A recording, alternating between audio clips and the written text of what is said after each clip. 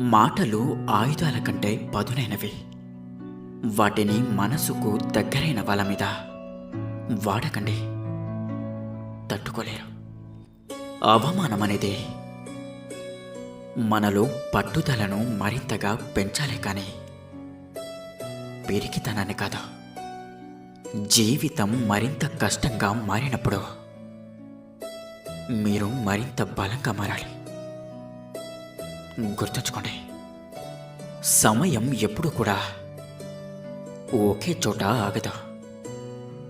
అలాగే జీవితం ఎప్పుడు కూడా ఒకేలా ఉండదు. జీవితంలో గెలవాలన్న కోరిక ముఖ్యం కాదు, అది అందరికీ ఉంటుంది. గెలవడానికి శ్రమించాలన్న సంకల్పం ముఖ్యం.